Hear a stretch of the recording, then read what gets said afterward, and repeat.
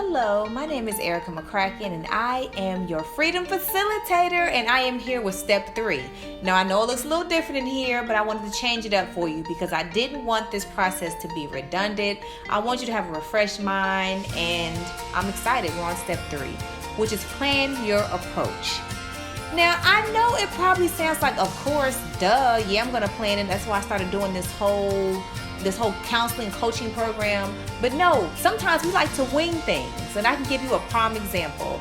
I remember we had some issues going on in my group, and I thought, oh, I'll be the moderator. I'll go in, I'll help everyone figure out their issues, their problems. Let's talk about it. And unbeknownst to me, somebody in the group had a problem with me, and I had no recourse. I didn't know what to do. I didn't know what to say. And I don't want you to go into a possible gunfight with a knife. I want you to go in. I want you to be confident, and I want you to actually know how it's going to go. And when I say how it's going to go, it doesn't mean you know the other person's response to your issues, but it does mean that you're prepared of what could happen, of what is the best way for you, and also what's the best way for the person that you plan to approach. If you're approaching somebody and you know they're not a phone person, then calling them probably isn't the best thing. If you realize that there are a lot of issues going on and you may not be able to speak together in a productive way, I want you to call a counselor. I want you to call someone, a third party who can help you out.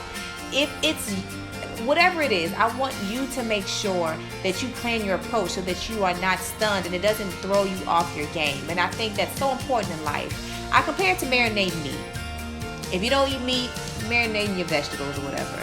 I'm talking about, you know that you have a taste for something and you marinate it for a day or two, let it sit, and then you're ready to cook it, right? But marination is a process. So if you don't plan to marinate, you can't just throw a piece of chicken into marinate for an hour and expect it to taste as good as it would if you let it slow marinate, sit in the refrigerator or sit wherever it's supposed to sit. It just tastes better. So I just want this whole process for you to taste better. For an analogy, I want it to feel better. I want you to go in feeling confident, knowing that you have dotted all your I's and crossed all your T's. So make sure that you take your time during the session, go through it, and figure out the best approach for you. And I promise you'll find it in this step. You'll find which option you should take. So make sure that you do the work so that on the front end, it may be difficult on the front end, it may be a lot, or it may even seem like it's simple and common sense, but I promise you on the back end, you will be better for it. So thank you so much for your time. Hope you appreciate the change in scenery. Make sure you plan your approach. Make sure you complete the questions, and I can't wait to see you in step 4.